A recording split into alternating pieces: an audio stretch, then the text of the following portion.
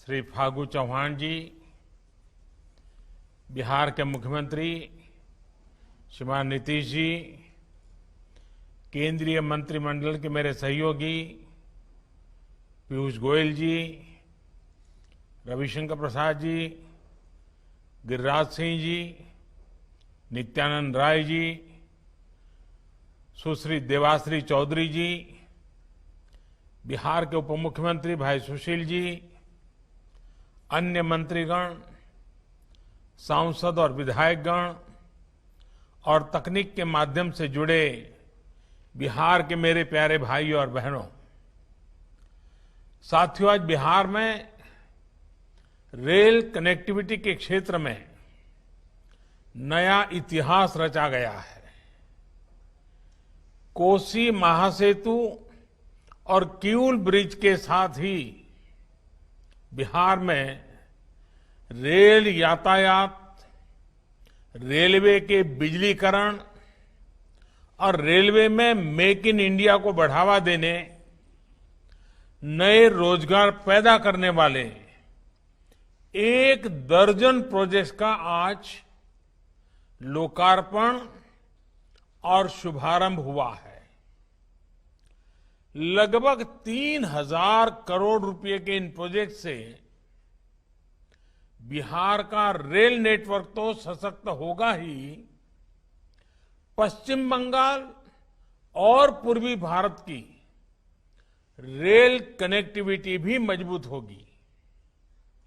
बिहार सहित पूर्वी भारत के करोड़ों रेल यात्रियों को मिलने जा रही इन नई और आधुनिक सुविधाओं के लिए मैं आज सबको बहुत बहुत बधाई देता हूं। साथियों, बिहार में गंगा जी हो, कोसी हो, सोन हो, नदियों के विस्तार के कारण बिहार के अनेक हिस्से एक दूसरे से कटे हुए रहे हैं। बिहार के करीब करीब हर हिस्से के लोगों की एक बड़ी दिक्कत रही है नदियों की वजह से होने वाला लंबा सफर। जब नीतीश जी रेल मंत्री थे, जब पासवान जी रेल मंत्री थे, तो उन्होंने भी इस समस्या को दूर करने के लिए बहुत प्रयास किया था। लेकिन फिर एक लंबा समय वो आया जब इस दिशा में ज्यादा काम ही नहीं किया गया। ऐसे में बिहार के करोड़ों लोगों की इस बड़ी समस्या के समाधान के संकल्प के साथ हम आगे बढ़ रहे हैं। पिछले 5-6 साल में एक के बाद एक इस समस्या के हल की तरफ तेजी से कदम आगे बढ़ाए गए हैं। साथियों, 4 वर्ष पहले उत्तर और दक्षिण बिहार को जोड़ने वाले 2 महासेतु, एक पटना में और दूसरा मुंगेर में शुरू किए गए थे। इन दोनों रेल पुलों के चालू हो जाने से उत्तर बिहार और दक्षिण बिहार के बीच लोगों का आना जाना आसान हुआ है। खासकर उत्तर बिहार के क्षेत्र जो दशकों से विकास से वंचित थे, उन्हें विकास के लिए नई गति मिली है। आज मिथिला और कोसी क्षेत्र को जोड़ने वाला महासेतु और सुपौल आसनपुर कुपहा रेल रूट भी बिहार वासियों की सेवा में समर्पित है।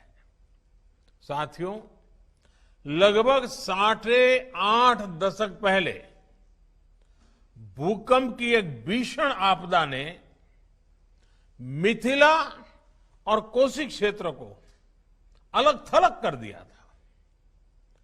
आज ये संयोग ही है कि कोरोना जैसी वैश्विक महामारी के बीच इन दोनों अंचलों को आपस में जोड़ा जा रहा है। मुझे बताया गया है कि इसके आखिरी चरण के कार्यों में दूसरे राज्यों से आए श्रमिक साथियों ने भी बहुत सहयोग किया है। वैसे ये महासेतु और ये प्रोजेक्ट श्रद्धेय अटल जी और नीतीश बाबू का ड्रीम प्रोजेक्ट भी रहा है।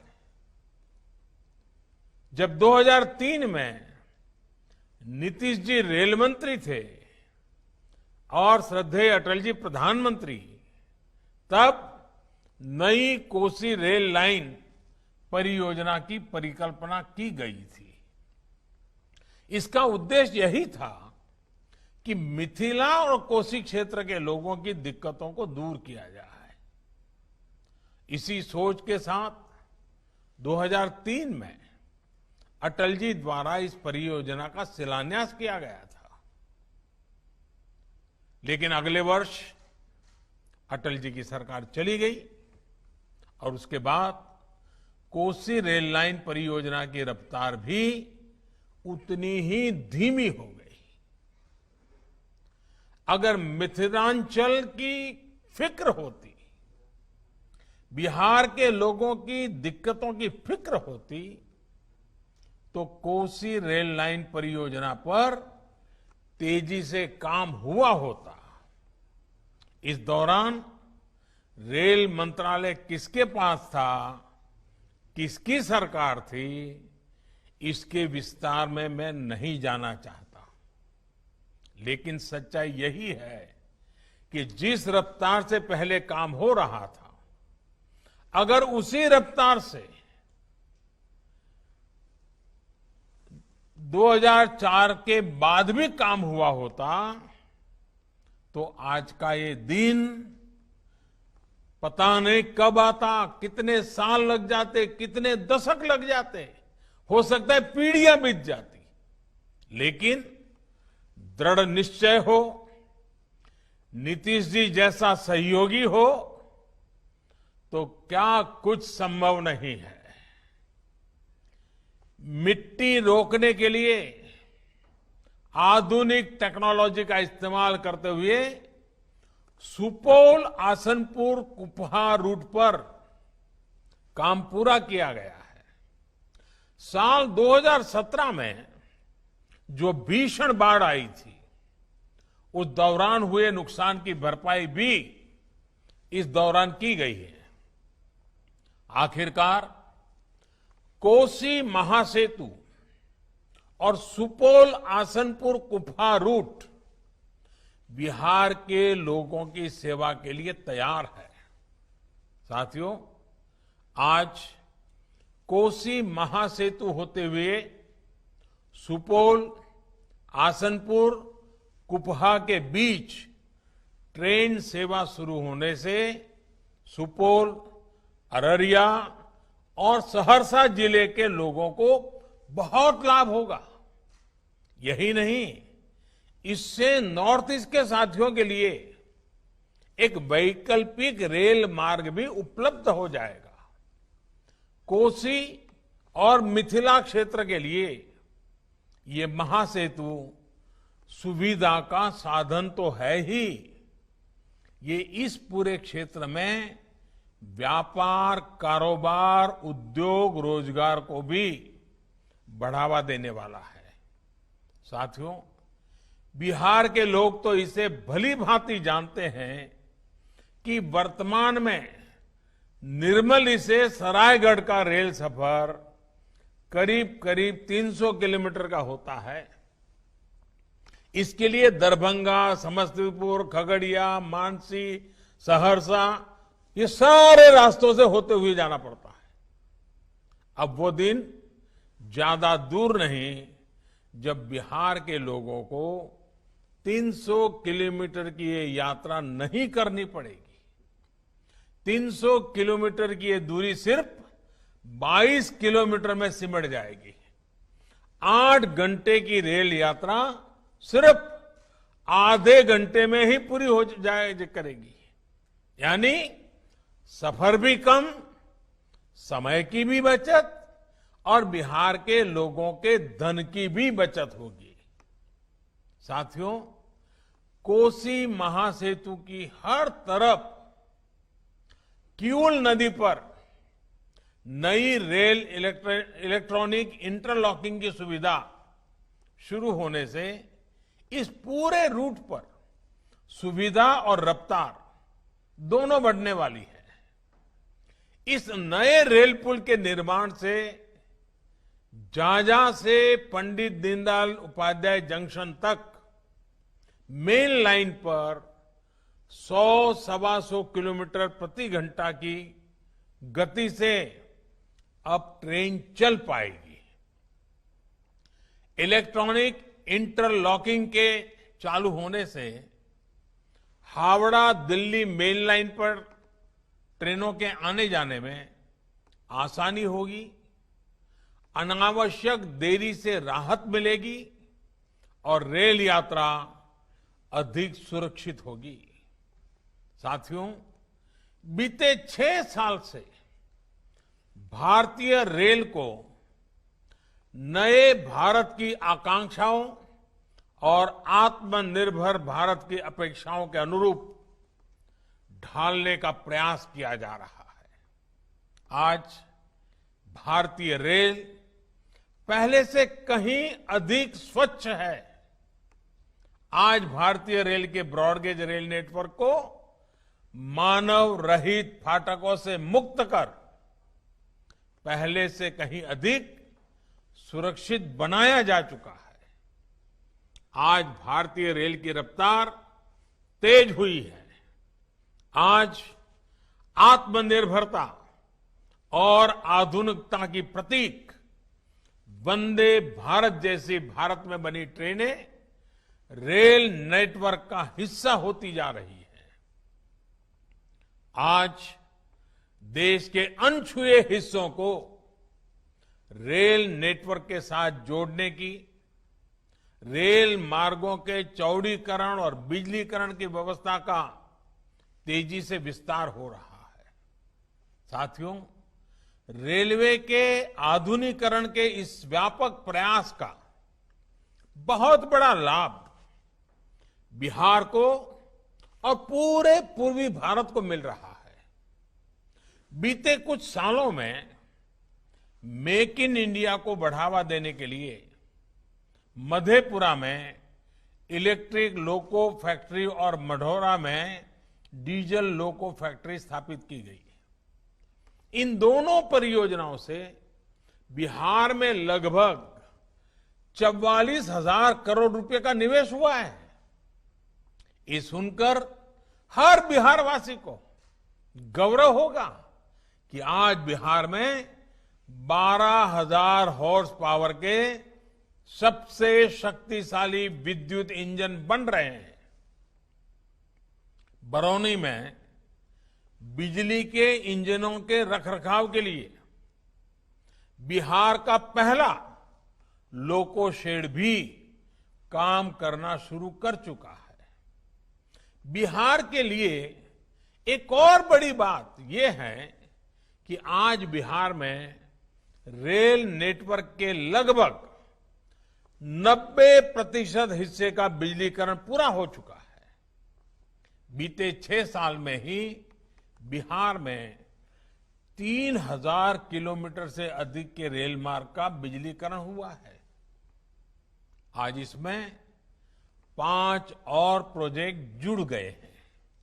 साथियों, बिहार में जिस तरह की परिस्थितियां रही है, उसमें रेलवे लोगों के आने जाने का बहुत बड़ा साधन रही है।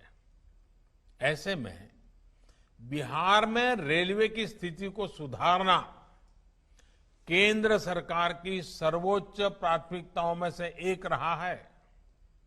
आज बिहार में किस तेज गति से रेलवे नेटवर्क पर काम चल रहा है, इसके लिए मैं एक तथ्य देना चाहता हूं।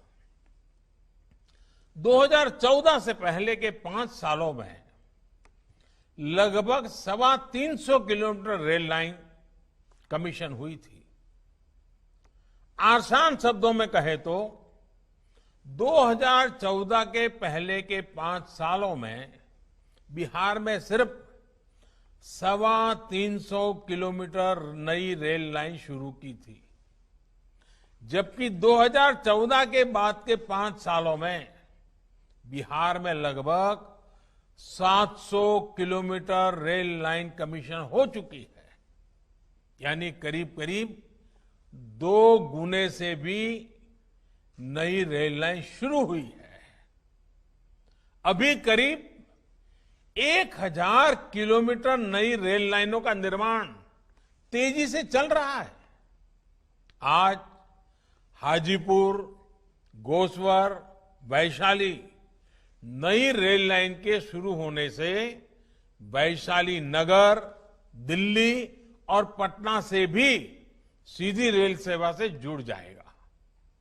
इस सेवा से वैशाली में पर्यटन को बहुत बल मिलेगा और युवा साथियों को नए रोजगार उपलब्ध होंगे।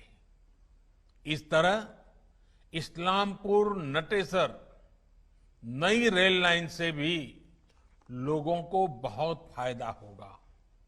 विशेषकर बौद्ध मत को मानने वालों को ये नई सुविधा मिलने की इसकी काफी आसानी होगी।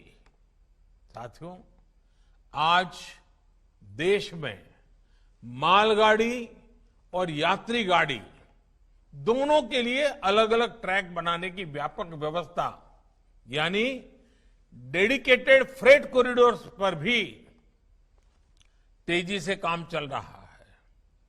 इससे बिहार में करीब 250 किलोमीटर लंबा डेडिकेटेड फ्रेट कॉरिडोर बन रहा है, जो बहुत जल्द पूरा होने वाला है। इस व्यवस्था से ट्रेनों में होने वाली देरी की समस्या भी कम होगी और सामान की ढुलाई में होने वाली देरी भी बहुत कम हो जाएगी। साथियों, जिस तरह से कोरोना के संकट काल में रेलवे ने काम किया है, रेलवे काम कर रही है, उसके लिए मैं भारतीय रेल के लाखों कर्मचारियों को, हमारे साथियों को उनकी विशेष प्रशंसा करता हूं। देश के लाखों श्रमिकों को श्रमिक स्पेशल ट्रेनों के माध्यम से सुरक्षित घर पहुंचाने के लिए रेलवे ने दिन रात एक कर दिया था। स्थानीय स्तर पर श्रमिकों को रोजगार देने में भी रेलवे बड़ी भूमिका निभा रहा है। कोरोना काल में भारतीय रेल की यात्री सेवा भले ही कुछ समय के लिए रुक गई थी, लेकिन रेल को सुरक्षित और आधुनिक बनाने का काम तेज गति से चलता रहा।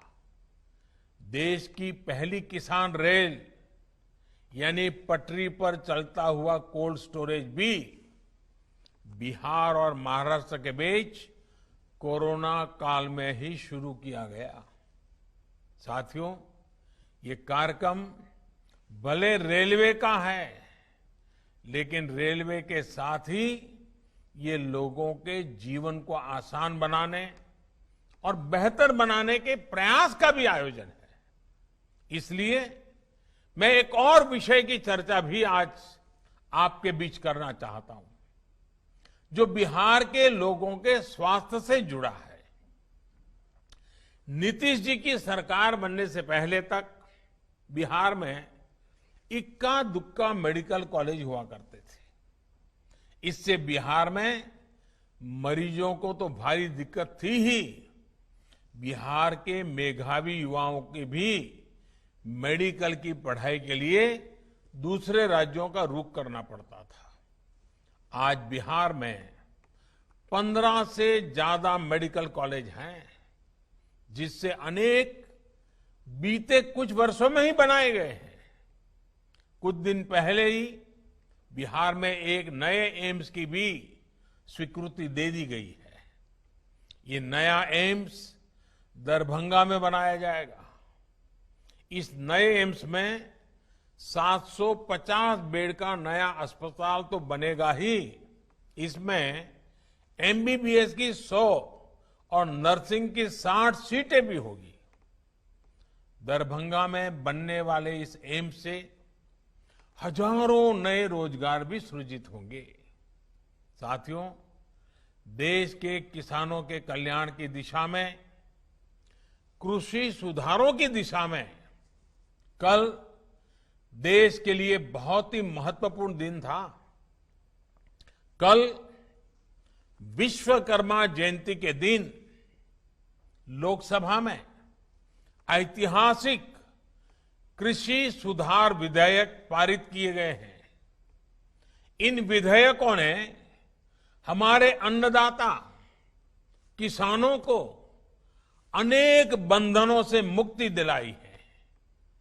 आजादी के बाद किसानों को किसानी में एक नई आजादी देने का काम हुआ है।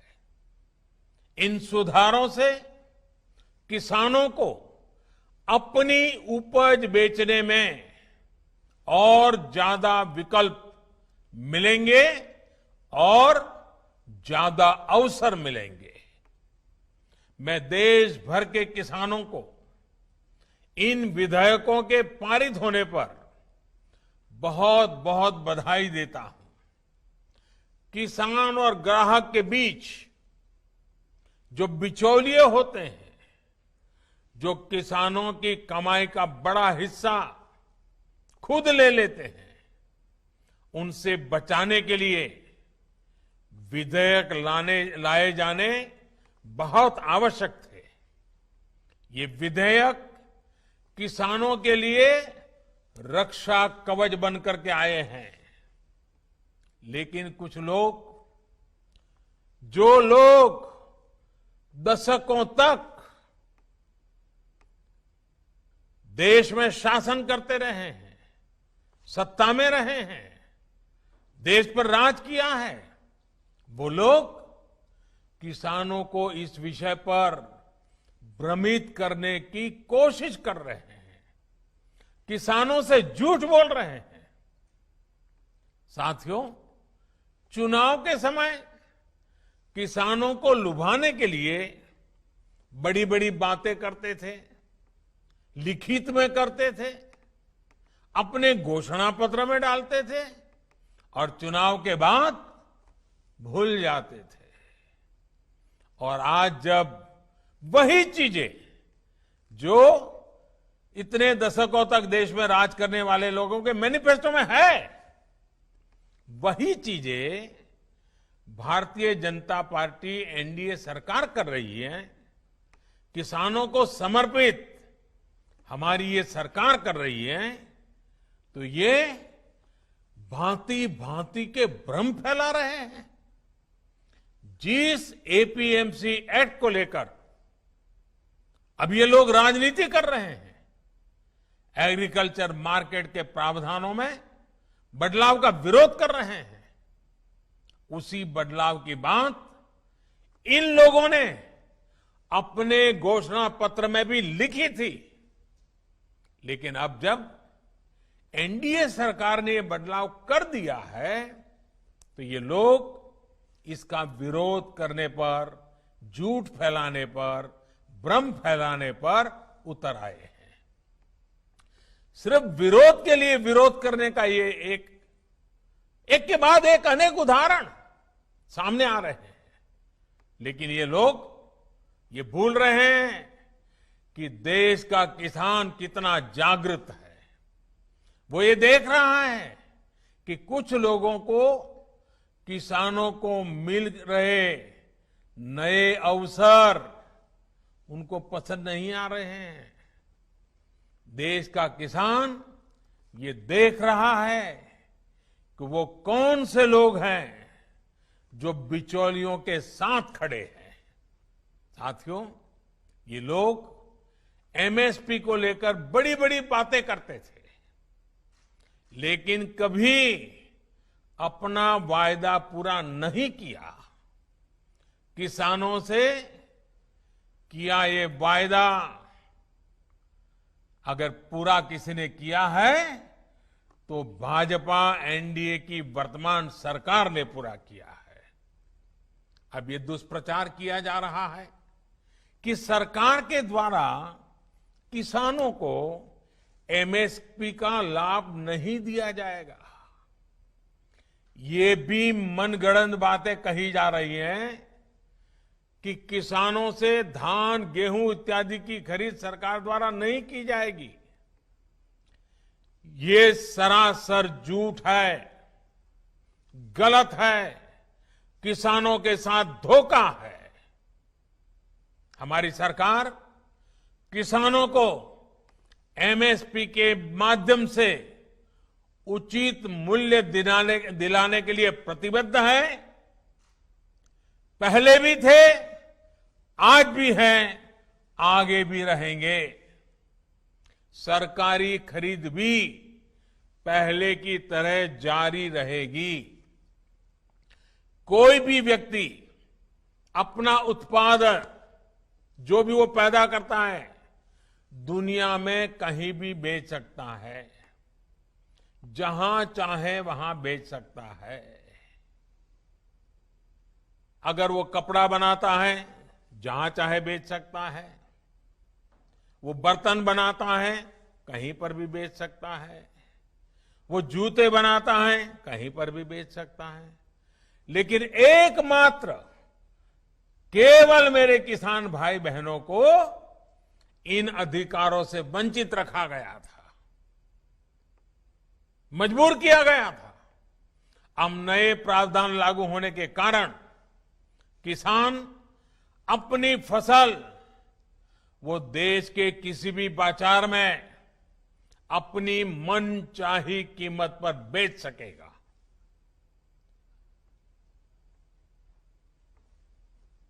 ये हमारे कोऑपरेटिव्स, कृषि उत्पादक संघ, एपीओस और बिहार में चलने वाले जीविका जैसे महिला स्वयं सहायता समूहों के लिए एक सुनहरा अवसर लेकर आया है। साथियों, नीतीश जी भी इस कार्यक्रम में मौजूद है। वो भली भांति समझते हैं कि एपीएमसी एक्ट से किसानों का क्या क्या नुकसान होता रहा है। यही वजह है कि बिहार का मुख्यमंत्री बनने के बाद अपने शुरुआती वर्षों में ही नीतीश जी ने बिहार में इस कानून को हटा दिया था। जो काम कभी बिहार ने करके दिखाया था, आज देश उस रास्ते पर चल पड़ा है। साथियों, किसानों के लिए जितना एनडीए शासन में पिछले 6 वर्षों में किया गया है, उतना पहले कभी नहीं किया गया। किसानों को होने वाली एक एक परेशानी को समझते हुए, एक एक दिक्कत को दूर करने के लिए हमारी सरकार ने निरंतर प्रयास किया है। देश के किसानों को बीज खरीदने में, खाद खरीदने में, अपनी छोटी छोटी जरूरतों को पूरा करने के लिए किसी से कर्ज न लेना पड़े, इसके लिए ही प्रधानमंत्री किसान कल्याण योजना शुरू की गई थी। इस योजना के तहत अब तक देश के 10 करोड़ किसानों के खाते में करीब करीब 1 लाख करोड़ रुपए, 1 लाख करोड़ रुपए सीधे किसानों के खाते में ट्रांसफर किए जा चुके हैं। कोई बिचौलिया नहीं। किसानों को पानी की दिक्कत ना हो, किसानों से अटकी पड़ी सिंचाई, दशकों से अटकी पड़ी सिंचाई, वो परियोजनाएं पूरी हो, इसके लिए प्रधानमंत्री कृषि सिंचाई योजना पर करीब 1 लाख करोड़ रुपए खर्च किए जा रहे हैं। वो यूरिया जिसके लिए लंबी लंबी लाइनें लगती थी, जो किसानों के खेत में कम और फैक्ट्रियों में ज्यादा आसानी से पहुंच जाता था, अब उसकी 100% निम कोटिंग की जा रही है। आज देश में बड़े स्तर पर कोल्ड स्टोरेज का नेटवर्क तैयार किया जा रहा है। फूड प्रोसेसिंग से जुड़े उद्योगों पर भारी निवेश किया जा रहा है। 1 लाख करोड़ रुपए का एग्रीकल्चर इंफ्रास्ट्रक्चर फंड बनाया जा रहा है।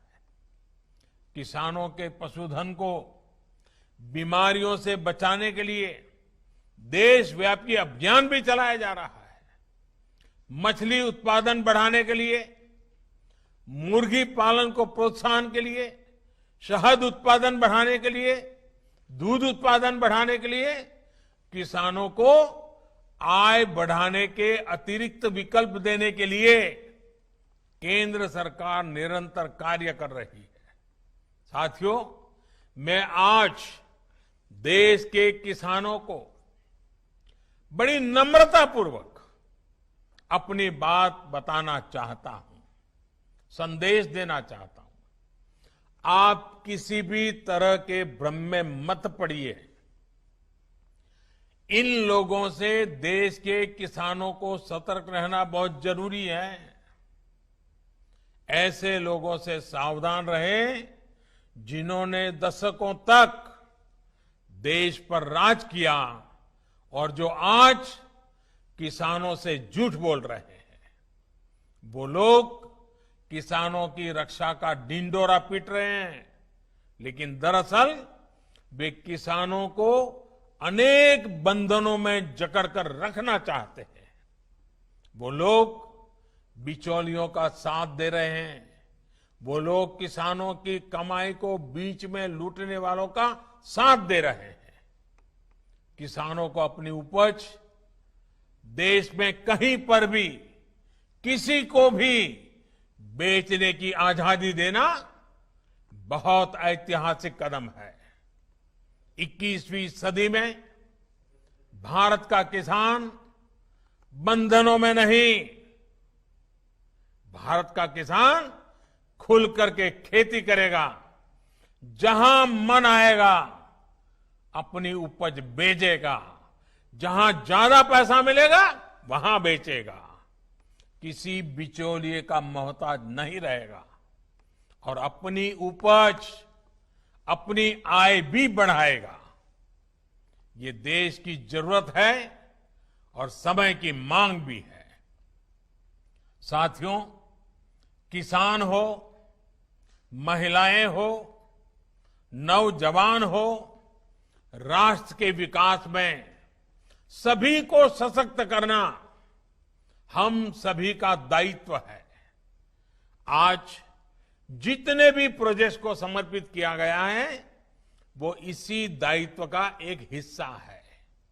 मुझे विश्वास है कि आज जिन परियोजनाओं का लोकार्पण और शुभारंभ हुआ है, इनसे बिहार के लोगों, यहां के नौजवानों, यहां की महिलाओं को बहुत लाभ होगा।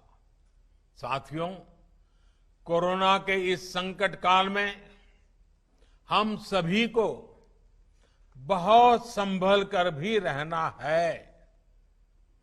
थोड़ी सी भी लापरवाही आपका और आपके अपनों का बहुत ज्यादा नुकसान कर सकती है। इसलिए मैं बिहार के लोगों से, देश के लोगों से अपने आग्रह को फिर दोहराना चाहता हूं। मास्क जरूर पहने और ठीक से पहने। 2 गज की दूरी का हमेशा ध्यान रखें, इसका पालन करें। भीड़ भाड़ वाली जगहों पर जाने से बचें, भीड़ लगाने से बचें। अपनी रोग प्रतिरोधक क्षमता, अपनी इम्यूनिटी बढ़ाने के लिए आयुर्वेद की परंपरा वाला जो काढ़ा होता है उसे पीते रहें, गुनगुना पानी पीते रहें, निरंतर अपने स्वास्थ्य पर ध्यान दें। आप सतर्क रहिए, सुरक्षित रहिए, स्वस्थ रहिए, आपका परिवार स्वस्थ रहे, इसी कामना के साथ आप सबका बहुत बहुत धन्यवाद, बहुत बहुत शुभकामनाएं। सादर आभार।